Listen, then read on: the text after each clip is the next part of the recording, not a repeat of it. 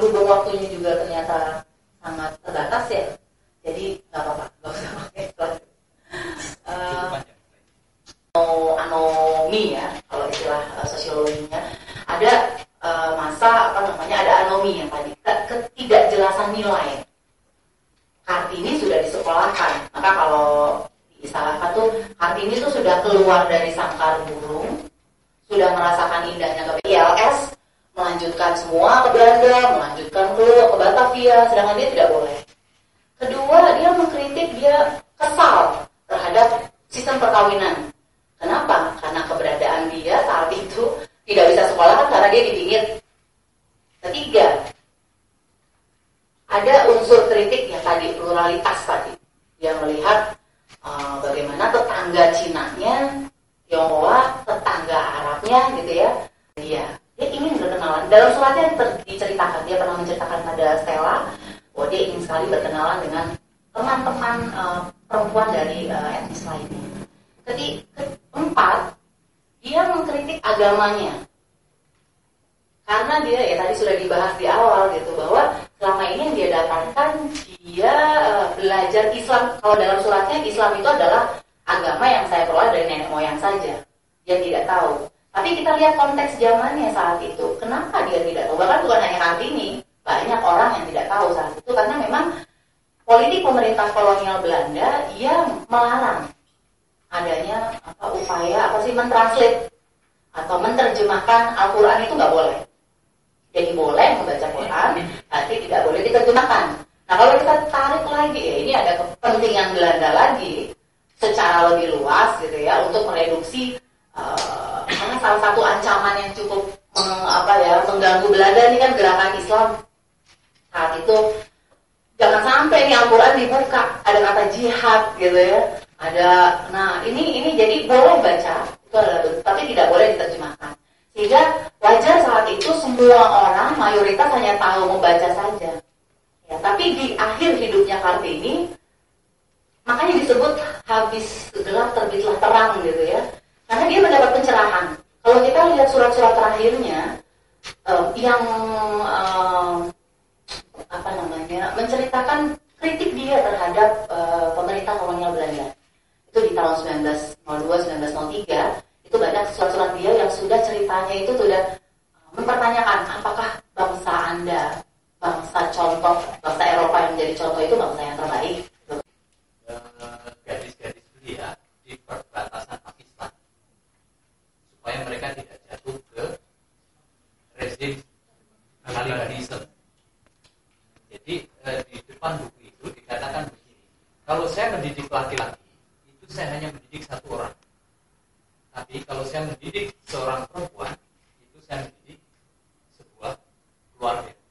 Dan kalau saya mendidik perempuan-perempuan saya mendidik seluruh bangsa. Jadi berbahagialah kalian para perempuan karena harusnya istimewa.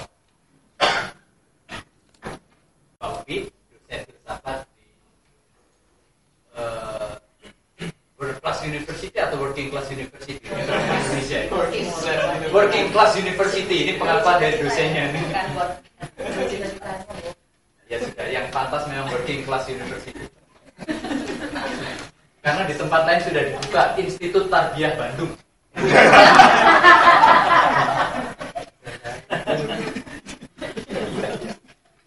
Oke, selamat sore semuanya. Ini undangan diskusi yang sangat menarik. Saya tadi tidak punya bayangan sama sekali seperti apa situasinya. Tapi katanya santai, sudah yang saya santai itu tadi tempat bulat situ. Pas di sini ternyata banyak banget, saya sebenarnya grogi banget ini.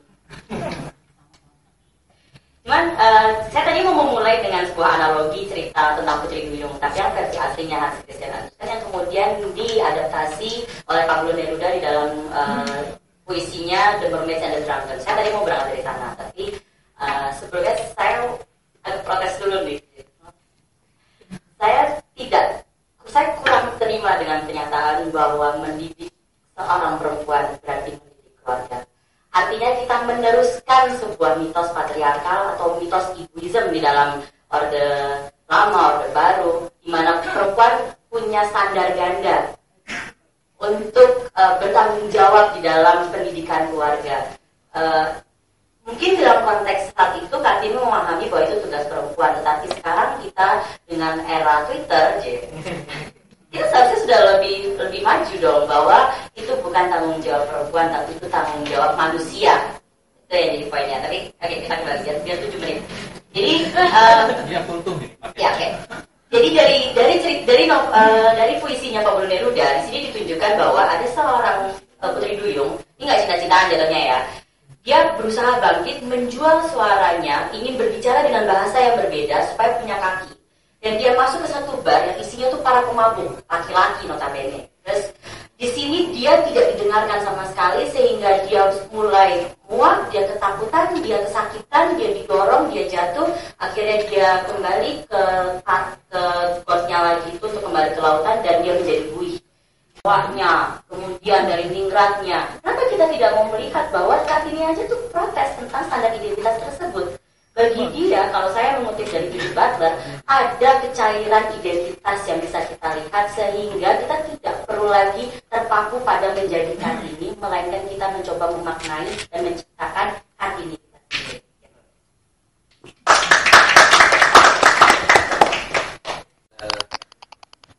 Tulisan rulang ya, the death of the author. Jadi keberanian kita untuk menulis. Jadi permainan semiotik. Menuliskan Kartini kita. Kita tidak sekedar meminjam makna yang telah ditaruh pengarang sebelumnya pada rak-rak buku. Tidak.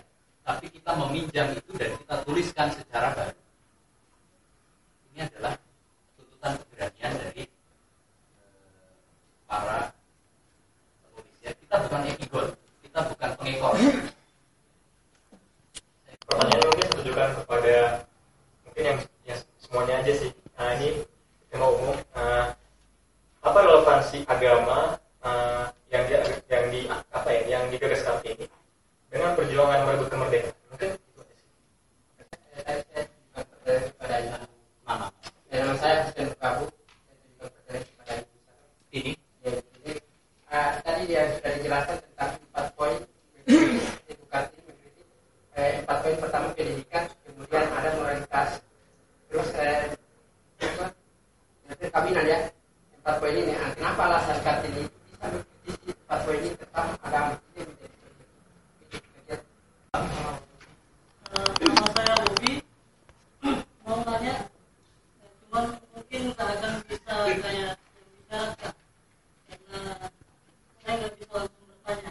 Pertama, saya ingin bilang bahwasannya konsep Kartini yang selama ini yang ada selama ini itu juga menjadi salah satu hal dan beban buat laki-laki karena laki-laki diharuskan untuk menjadi selalu kuat, untuk menjadi puas di luar dan di dalam rumah.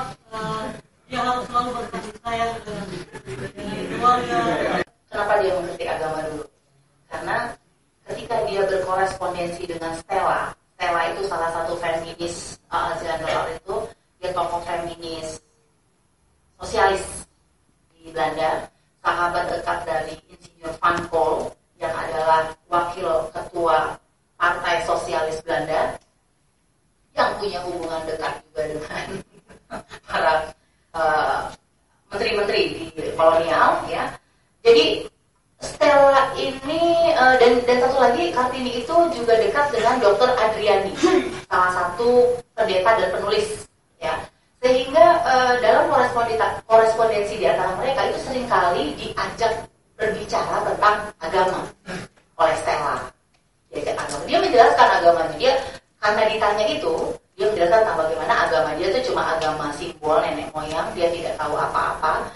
Tapi ketika di 1902, saya nggak bawa bukunya ya, 1902-03 itu setelah dia nanti punya kesempatan dekat dengan belajar agama dengan Kiai Saleh tadi, dalam suratnya dia jelaskan bahwa agama saya itu tidak perlu panjang lebar saya jelaskan kepada Anda. Agama saya memberikan ya intinya dia sudah berbeda pemikirannya nih. Tapi kenapa dia bisa bicara agama? Karena dalam korespondensi itu dibahas agama. Nah yang penting dibahas sebenarnya kenapa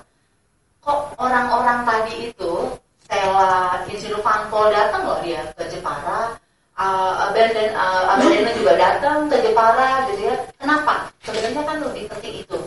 Karena ada ini Snokul Grunsu waktu itu Menteri Pendidikan Agama dan Kerajinan, saya lupa deh nama bahasa Belandanya apa. Dia Menteri Pendidikan. Di situ dia kan punya politik. Saat itu punya kebijakan politik untuk mereduksi tadi. Nah, gimana cara mereduksi? Maka sesuai dengan culture Indonesia yang konsep dewa raja, bahwa raja adalah keturunan dewa dan lain-lain, sehingga yang harus dirubah pola pikirnya itu adalah kalangan priainya dulu, ningratnya dulu. Sehingga kemudian ya udah identik gitu. Oh, hari Kartini hanya diperingati oleh perempuan, laki-laki hanya menonton atau cuma jadi sebagai pendukung saja dan seterusnya.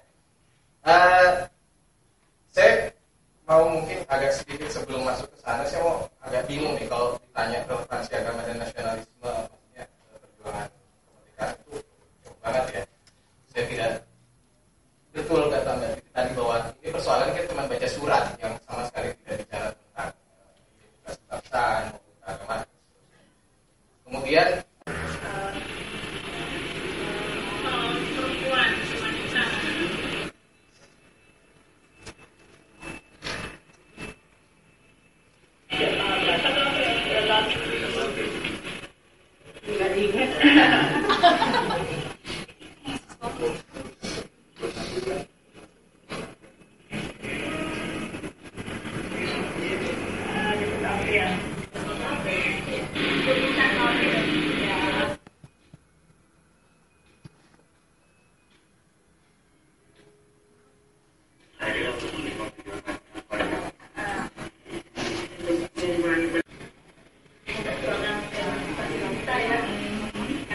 konteks harus kita baca sesuai dengan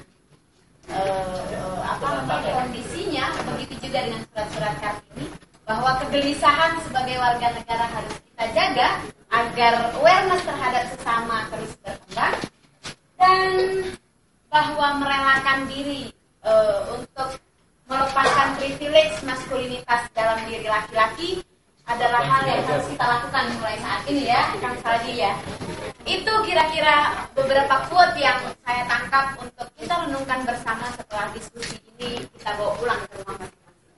Teman-teman, sebelum kita pindah ke ruang di lantai 1 untuk makan malam dan menonton film, tapi filmnya tidak berhasil film Kartini karena ternyata film Kartini HD-nya tidak dalam kualitas HD, jadi tidak bisa diputar secara cuma bisa diputar di PC gitu, nggak bisa diputar di ini. Jadi kita berpindah film, tapi filmnya nggak kalah keren.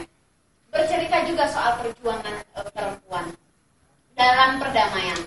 Itu sebelum itu saya ingin memberikan kesempatan Mas Dida, Mas Islam. Oh, Mas Islam. Iya. Menang lomba dengan surat terbaiknya akan kami kirimkan langsung kepada kepada Presiden Rapopo. Tepuk tangan untuk kita semua. Terima kasih atas kehadirannya. Kita makan malam di lantai 1 dan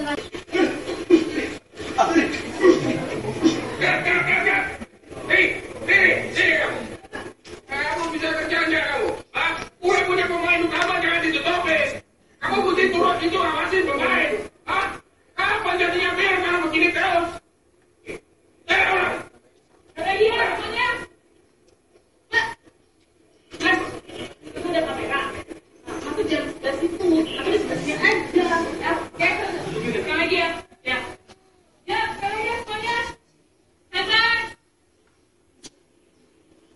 Action.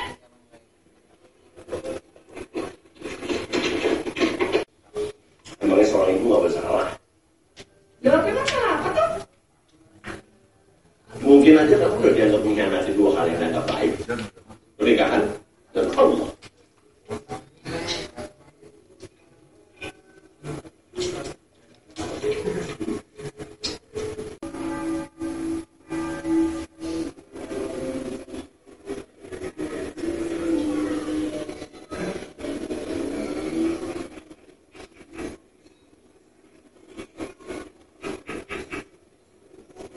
Pak, soto 2 es. Ayo.